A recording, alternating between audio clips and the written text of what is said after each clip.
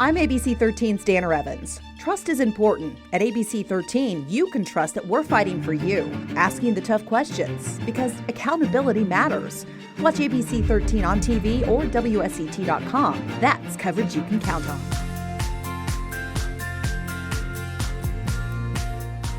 Well, hello, and welcome back to the Chamber Vibes podcast. If this is your first time listening, welcome. Let me just give you a rundown of what's going on.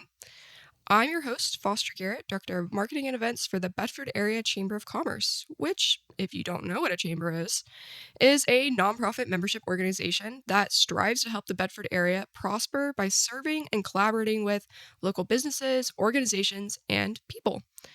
And every week I interview a different chamber member to find out what they do and why they do it. Recorded right here in beautiful Bedford, Virginia, broadcasting on Grove Street FM, and brought to you by Media Squatch.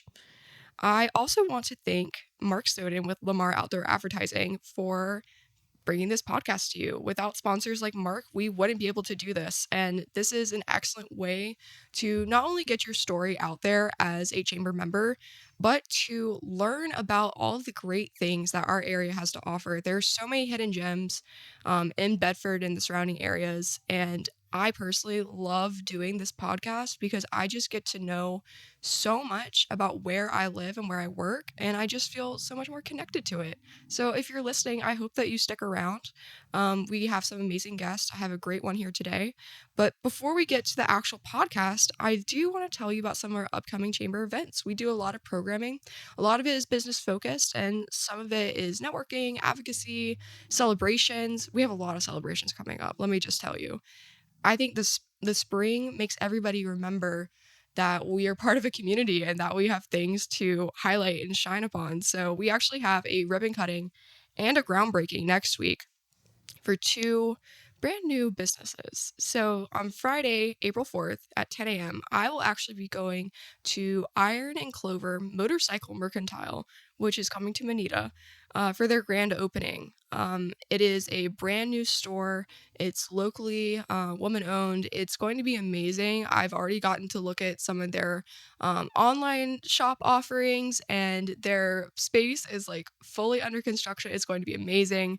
Their owner is super excited, and it's going to be a great addition. And if you can't make it to the ribbon cutting, that's totally fine. Obviously, I would love for you to be there, but they will be doing things all weekend to celebrate opening their business. So they'll have different discounts and sales, different things going on at the store. There will be a blessing of the bikes on Saturday at noon. So if you or if someone you know rides motorcycles, see, clearly I don't, because I think that they would probably say if you bike or whatever. Oh gosh, I'm trying so hard, guys. But if you know somebody that is interested in riding, go check them out. I'm really excited to get to know them and welcome them to our community and to our chamber. And the very next day, Saturday the 5th, we are actually going to do the very first groundbreaking that I've had the pleasure of being a part of since I started the chamber 2 years and some change ago. This is for a long time coming project. If you listen to last year's podcast featuring Phyllis Everett with Sapient Health Services, then you will probably be able to recognize some of the things I'm talking about here, because we talked about this in depth on that podcast episode. But Phyllis, she runs a Big Island Health and Wellness. It's a clinic out in the rural community of Big Island in Bedford County. And she previously had a clinic in Huddleston. So through a 501c3, Friends of Sapient Health Services, they have actually been donated a plot of land and are now going to build a brand new clinic for Lynch Station, Huddleston, that rural community. So that is really exciting. We're going to do a groundbreaking for it. There isn't exactly an address for it yet, so make sure to go to our Facebook and our website to figure out how to get there. But it's going to be a great event. This is something, like I said, has been a long time coming. It's really exciting, not only for Sapient Health Services, but for Huddleston and Lynch Station. It's going to be great to have healthcare services right there meant for them. And it's not just healthcare, it's also DNA testing, pharmacogenomics, which if you don't know what that is, go listen to that podcast episode because we talked a lot about it, and also mental health services. So it'll be a great addition. We're going to cut the ribbon at 2:30 p.m. And after that, there will be live music from Glenn Shelton, a local country music artist. There's going to be refreshments. And so bring a lawn chair. Like I said, it's just a plot of land. They're just breaking ground. But it's going to be amazing. And those are kind of the only celebrations we have going on right now. But I'll just briefly mention the big event that we have coming up is our spring job fair. That's April 18th from 10:30 to 2 at Jefferson Forest High School. Last year we had 40 businesses from around the region: Roanoke, Lynchburg, Bedford, Hardy, Alta Vista, Rocky Mount, you name it, they were there. And this is my favorite chamber event of the year. It's a great way to make new professional connections and to recruit quality people for your business. So if you want to learn more about any of our events, you can go on our website, bedfordareachamber.com. We have a calendar with stuff from us and also from our members. So make sure to check that out. And if you have any questions, you can call us. I will drop our phone number at the very end. So make sure to listen all the way through. But that's enough for me. I don't want to talk anymore. I want to hand it over to the person that's really supposed to be talking here. But without further ado, please allow me to introduce today's guest, Mary Massey with Thomas Jefferson's Poplar Forest. Thank you so much for having me. Of course. Thank you so much for joining me. I liked your segue a lot. I'm tired of talking. You do it now. Yes. I'm handing the baton to you, seriously. I love it. Like, I'll talk as much or as little as I need to. So feel free to ask me questions too. I tell people that sometimes and they're like, no, it's okay. But you can always turn it back on me. Oh, perfect. Thank you. You just Great. need to drink your water and be like, okay. But before we kind of get to the questions, can you just tell us a little bit about yourself, your background, and then about Poplar Forest? Yeah, sure. Be happy to. So I grew up in this area. I'm from Amherst County. I grew up in Madison Heights. Nice. But I've had a lifelong love of history and Thomas Jefferson specifically. So it just worked out really beautifully for me that in 2010, June of 2010, I was hired almost straight out of college as a museum shop associate at Poplar Forest. So I started very part-time in the museum shop and have been there ever since. I was promoted to the program and events coordinator in 2013.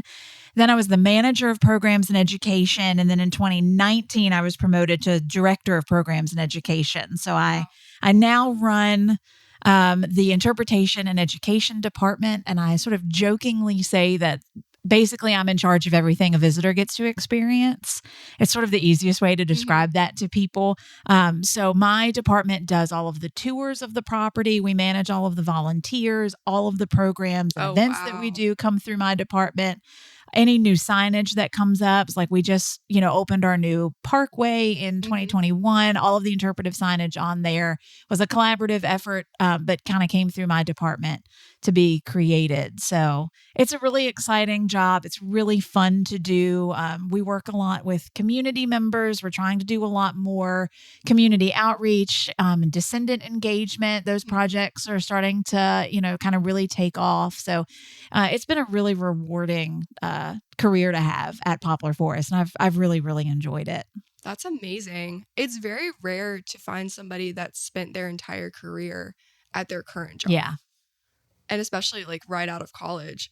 Well, that's amazing. Yeah. I went from feeling like a baby who knew nothing to like, oh, I'm the person that most people come to when they have questions now. That's awesome. Yeah. It's really fun. Yeah. And to have like the lifelong love of history. My dad is a huge history buff. When I had him on the podcast as my first guest of like last year, and I was so nervous because nobody ever wants to be first, so I always have to ask somebody to be the first one of the year.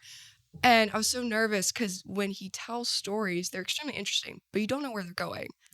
And growing up in Bedford, we went to Poplar Forest so much, and he and I are both UVA grads, so the lore just keeps expanding. Like I just keep learning more and more. And in fact, when I went to UVA, a lot of people are from Northern Virginia, so they don't know exactly where Bedford is, but I'd just be like, oh, it's where Poplar Forest is, just expecting them to know, and they'd be like, what's that? I'm like, you're going to UVA but you don't know what Poplar Forest is? Shame. Well, I was just about to say, I think it's so great that your dad like took you to Poplar Oh, Forest yeah. when you were younger growing up, because there are so many people. I mean, we still hear it today on a regular basis. People that are like, Mhm. "Oh, I grew up right down the road and I've never been here before," or they come now to use the walking trails, which is Yes. amazing. I mean, that's what they're for. We love seeing people out on the Mhm. walking trails, but so many of them, are just here for the trails. They don't realize it's a historic house site or the historical importance of it. That's crazy. And I think it's a common thing when you're from an area or you live in an area with an Mhm. important historical site. And this area has so many. There's the National D-Day Memorial. There's so many Mhm. sites around here that are so important, but you tend to kind of take them for granted. Like, Yes. oh, I live here. I'll get there eventually. I'll get there eventually. As opposed to like going to like Monticello, which requires an hour and a half drive. Yes. That feels more of like oh, I got to make an effort. I'll go do Mhm. that because that's special. You tend not to local people don't always tend to go to the site and visit them like on a regular basis. Oh, I think we're all so guilty of Oh that. yeah.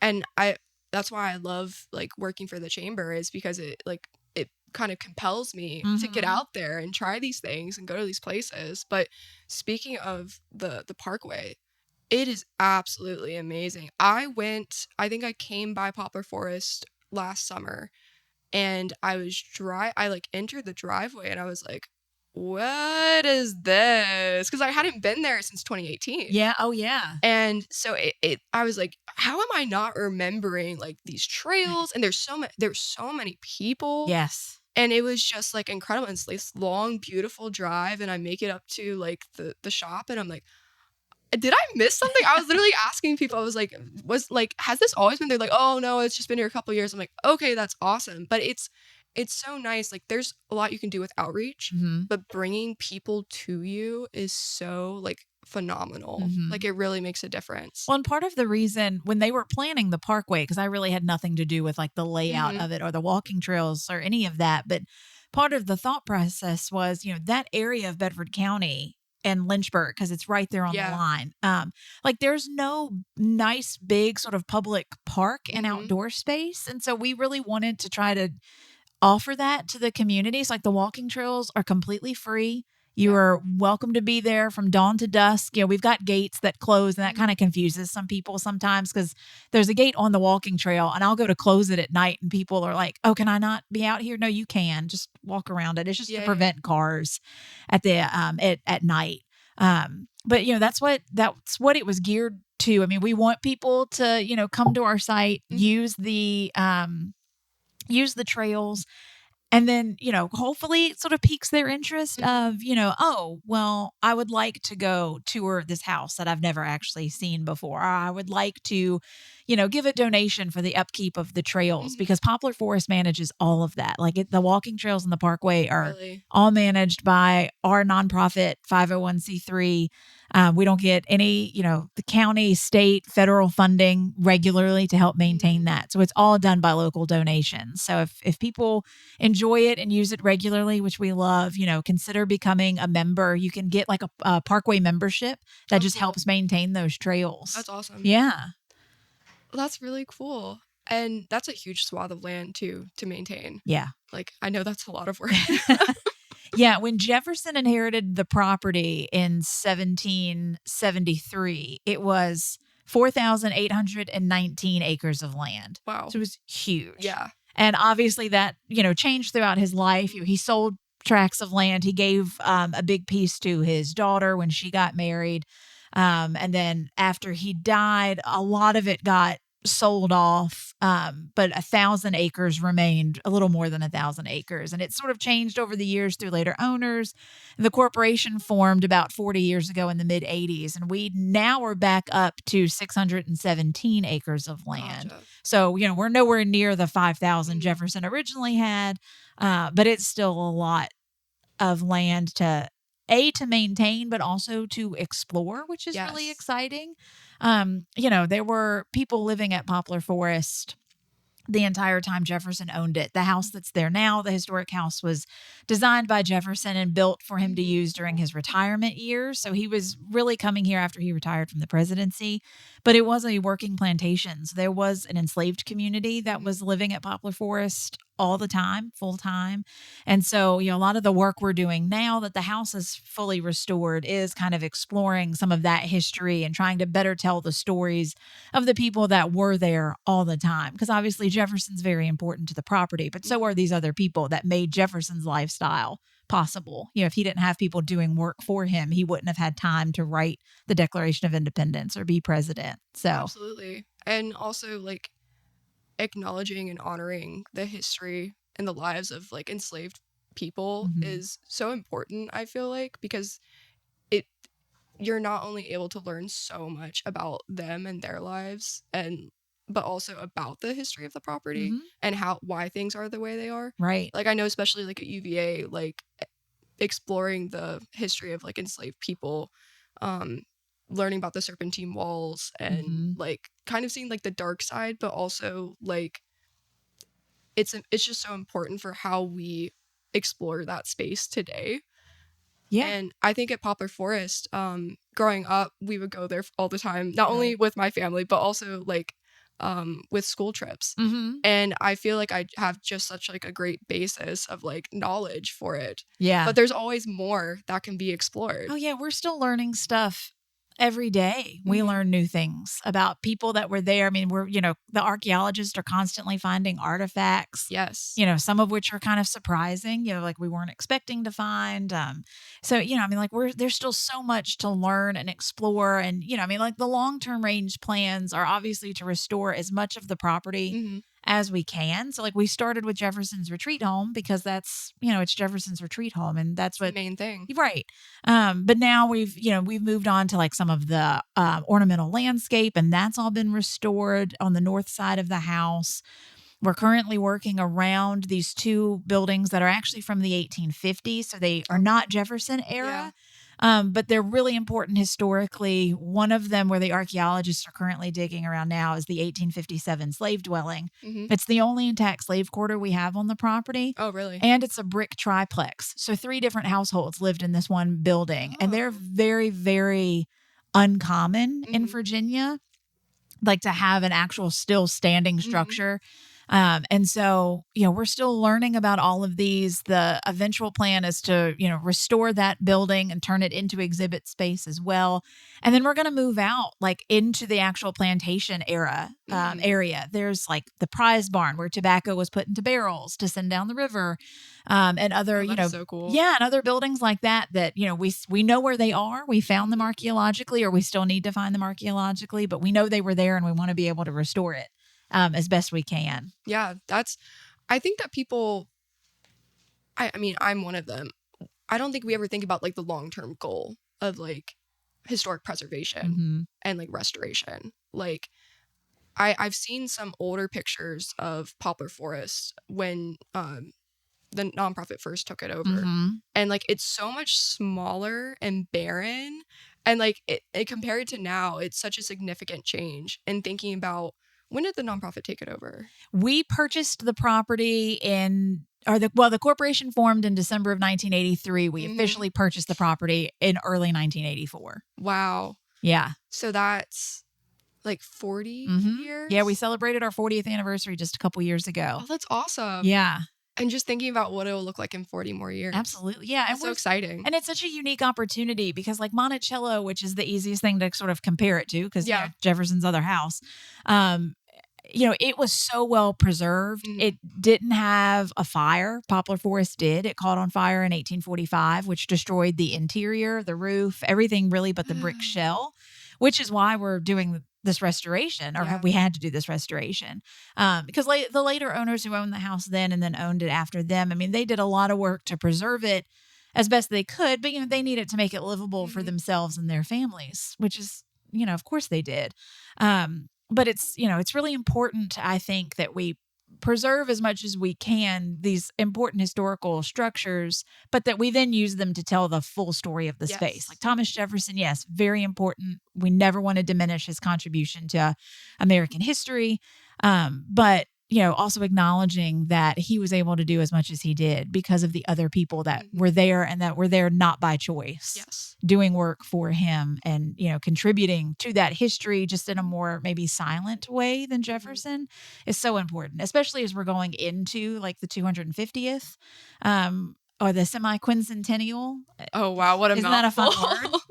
I have to say it as much as I can because I had to work really hard to figure out how to say it properly.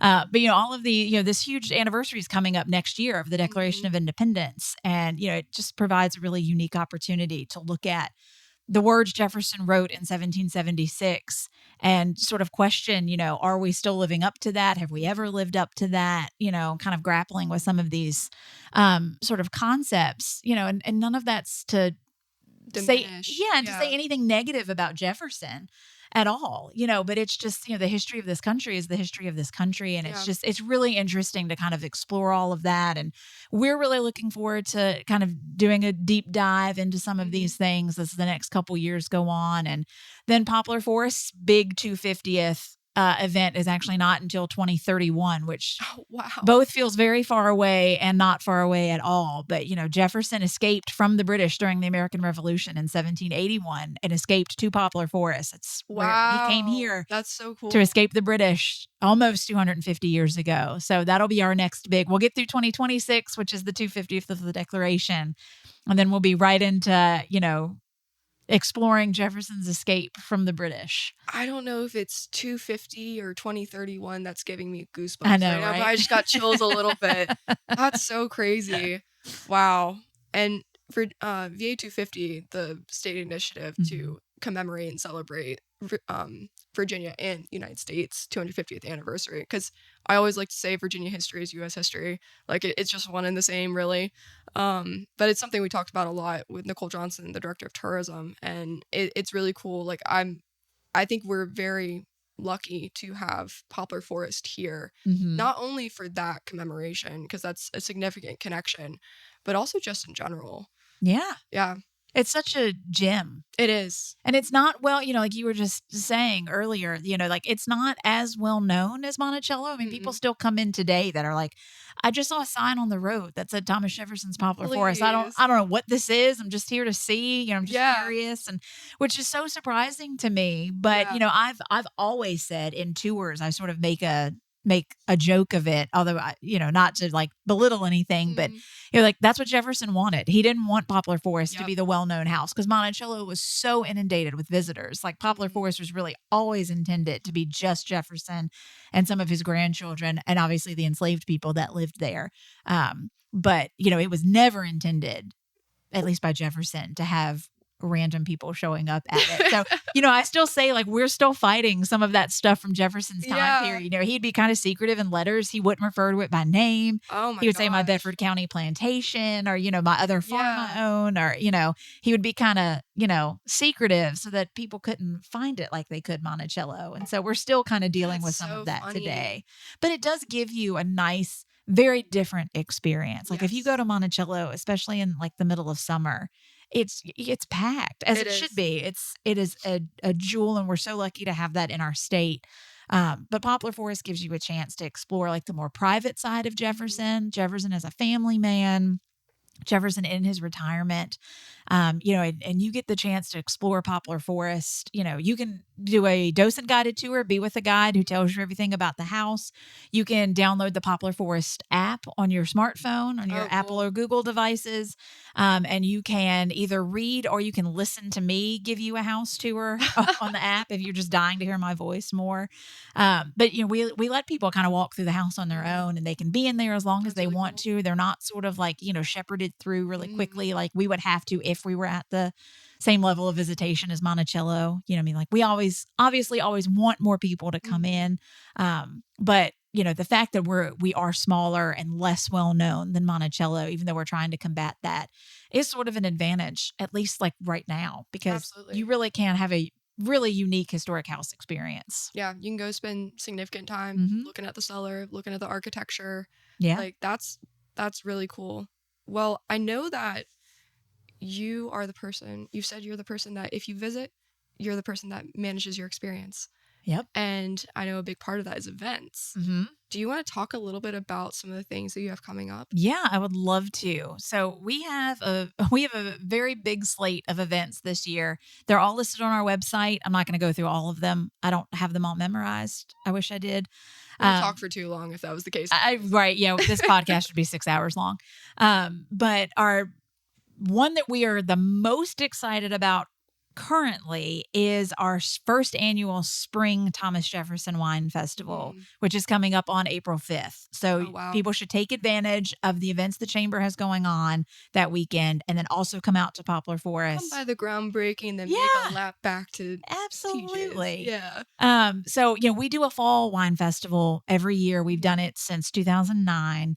And it's very popular. Last year it was like a perfect storm. We had excellent weather, great conditions, and we had the most admissions we've ever had at our wine festival. Wow. Over 2,000 people came. That's amazing. Yeah, it was so great. And we've been sort of toying around with the idea of maybe doing a spring version of it in the past, and this year sort of solidified that, we should try that. This seems like a good time. So that Spring Wine Festival is coming up on April 5th from 11 to 5. And so it'll be set up very similarly to our Fall Festival. So people coming, already sort of know what to expect if they've been there before. But we've got 10 to 11 Virginia wineries coming. Cool. There's a couple that I haven't officially confirmed yet. Which is why I'm saying 10 to 11 and giving a range. But we've got a lot of local artisans coming in, with their products for sale. We'll have food vendors, live music. Thomas Jefferson himself will be there to greet people and talk. And nice. Yeah, it's just always a really fun event. And it's a great way for people to experience Poplar Forest in a maybe different way. Like if you think, I'm not really that into history, but I still would like to maybe see the house, but like have a good time. That's not just a tour that I, maybe don't want to be on. This is a great opportunity to just come out, support the site, see what we've got going on. We'll have house tours available throughout the day. They're an additional charge from admission into the actual wine festival, but it's cheaper charge than if you come on a normal day. Like we're not charging the full admission rate just for a house tour. Gotcha. Yeah. And will there be like music or nice? Yep. We've got 2 live bands. The Deanie Blues Band will be playing in the morning, and then Bigfoot County will be playing in the afternoon. They are so popular. They are. They've come the last few fall festivals. Nice. So, we really love them. They designed their own poster for the fall festival, and the staff just lost our minds. We have to have these. We need them. I've got mine in my office. I'm getting ready to get a frame for it. Nice. I just love it so much. So, there'll be live music, food vendors, wine. What more do you need to have a nice spring day? Right. And the weather has been so gorgeous. I hope it keeps it up. Like genuinely, there's nothing more that I want than just spend my Saturdays outside. Oh yeah. Yeah. I totally agree. I checked the 10-day forecast last night because you can see through the 5th. And right now it looks like it's mostly cloudy, but in the low 70s, I think, which to me is almost perfect. That is perfect. And of course it's 2 weeks away, so we could easily clear up and be sunny. But, you come out, have a glass of wine, buy you a bottle or 2. We'll have wine valet service. So if you come and you really want to stock up on wines from a bunch of the wineries that are there, like you don't have to cart them around all day. You drop them off at the valet. They'll take them to the exit. You just pick them up in your car when you leave. That's how you know that you've been doing this for a while, because that is awesome. That is so nice. We want to make it as easy as we can for people to enjoy the day as much as they can. That's fantastic. Well, I'm very excited for that. I know that people absolutely love the fall festival. Yeah. And I know the spring festival will be even better. Yeah, we hope so. We certainly hope so. Yeah. Well, do you have any other events or programming that you want to talk about? Yeah. So you and I were talking, kind of before the podcast started about like, especially your passion for archaeology and the work that's happening out there. And I know I've mentioned it already, but we've got this ongoing Friday program. It's called Friday Field Talks. The archaeologists will meet you at the 1857 slave dwelling or inside of it if it's raining, probably. Every Friday at 1:30, they're given an update on what they're doing, what they've found, what they're learning about the 1857 slave dwelling.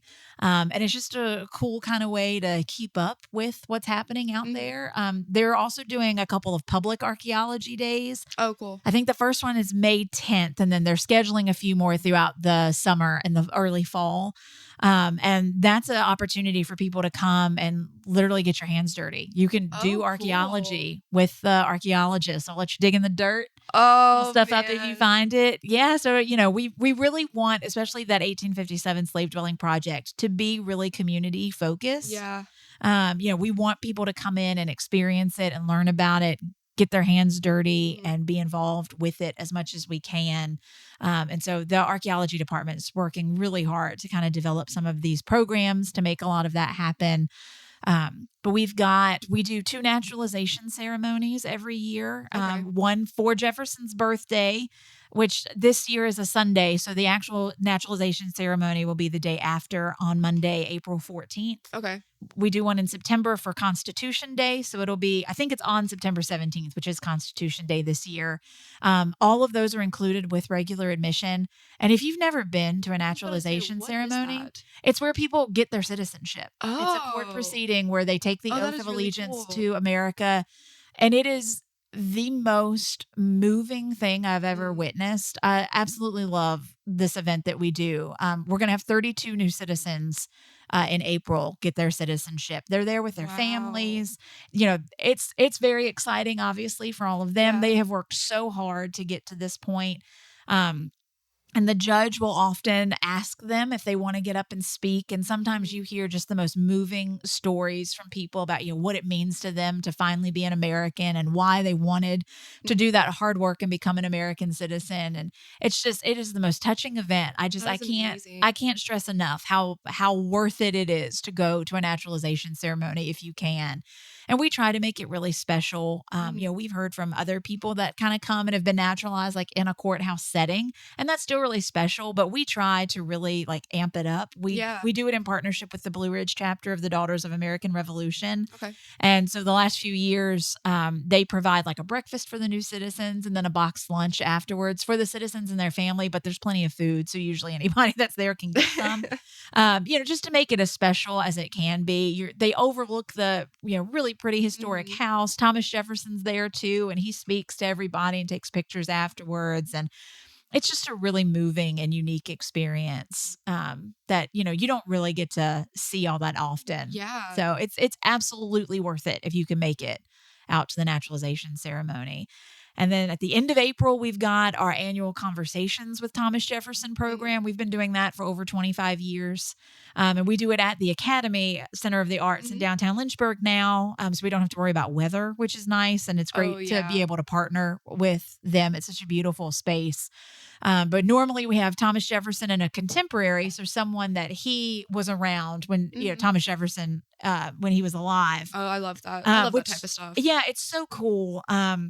But this year we're doing something a little bit different. We're actually going back in time, and Thomas Jefferson is hosting Captain John Smith from the Jamestown colony. Oh, that's so cool. Yeah, Jefferson had an ancestor that was part of the first government body in Jamestown. Really? Yeah, so there's still a Jefferson connection, but we thought leading up to the 250th, it would be kind of cool to explore the English first coming to America and setting up the Jamestown colony and talking to someone who then breaks away from England and the American Revolution. And, so I would imagine the conversation will get maybe a little heated. Yeah. It'll be interesting because John Smith and Thomas Jefferson have very vastly different opinions about the monarchy. So, and that'll be April 26th. And we're really, really looking forward to that. Oh, that's so cool. Yeah. You're giving me so much to consider and put on my calendar.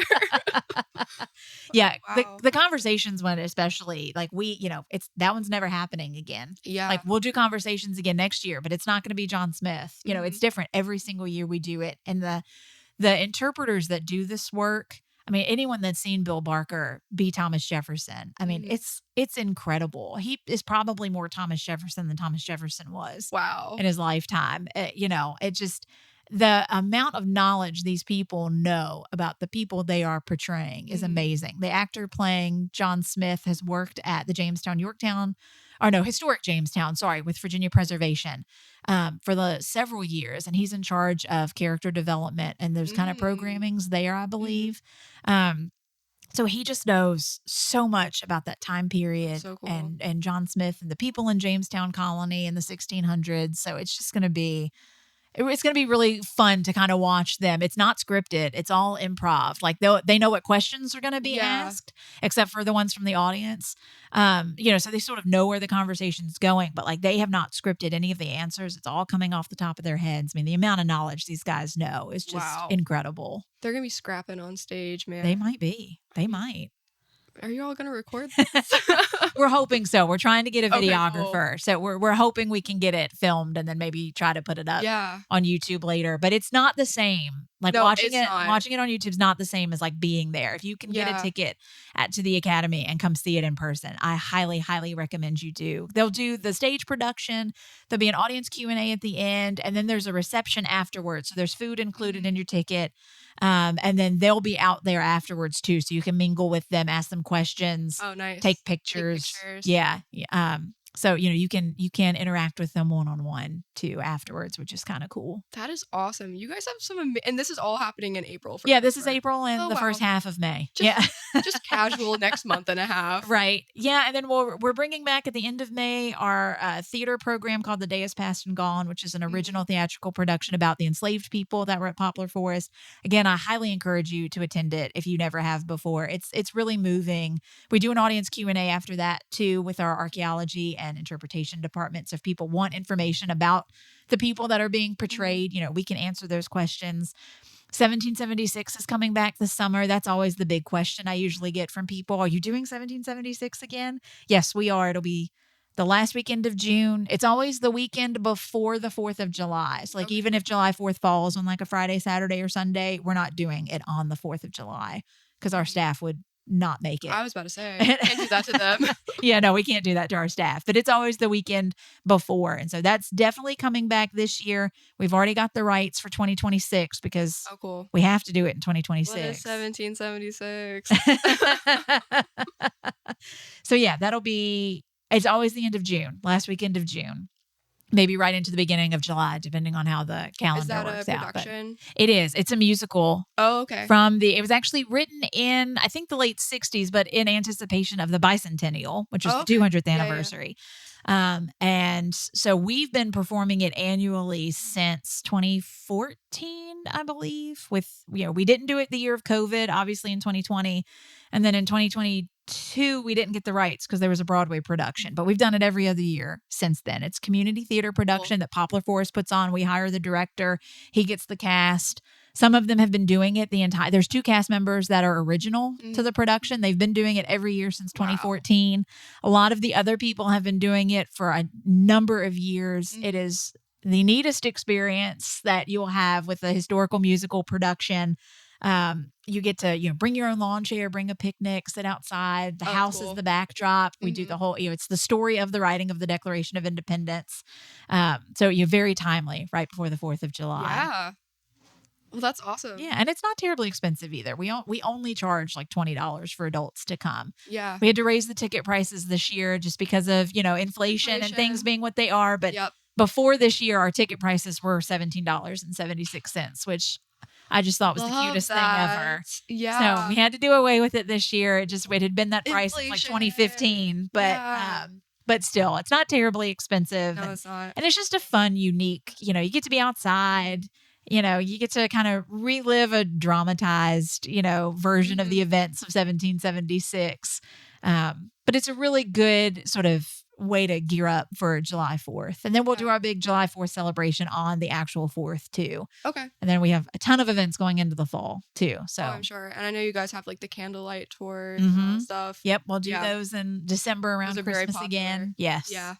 So like I said, full slate of events. They're all up on our website. Okay. Check it out. Is the website the best way to keep up with it? It is. Yeah. That and our social media channels. But the website already has all of the events listed on them. So you can see everything we've got sort of planned out for the year. And so, it's just a lot of different unique ways to come and experience Poplar Forest, other than just coming to take a tour, which is also a great thing and everyone should do it. But you can consider, especially if you're local, consider getting a membership. It's, you pay a certain dollar amount up front, and then depending on the level you choose, you get a certain number of free admissions. You get 10% off of museum shop sales and event tickets. So you get discounts there. Nice. We add you to our newsletter mailings, our e-newsletter. You can sign up for that online, whether you're a member or not. And just kind of keep up with what we're doing and, come out and, support your local historical site. Yeah, it sounds incredibly worth it. Yeah. And I really hope that people listen to this episode and come out and check out Poplar Forest and attend some of these events, because you guys are doing a lot. Yes. You're doing a lot. Yes, we are. And it's it's so varied and interesting and intentional and just very specific to what you guys are offering. So thank you so much for joining me today. Yeah, thank you for having me. I feel like I've made this go a lot longer than it should have. No. Like I said, this is for you to talk. I'm so happy that you did.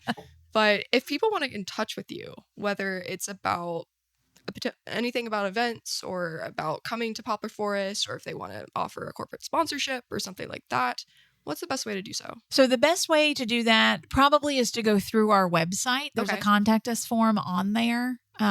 Normally I would say you could contact me directly, but the sad news is I'm actually leaving Poplar Forest in a couple of weeks. I've taken a new job and I'm moving to North Carolina.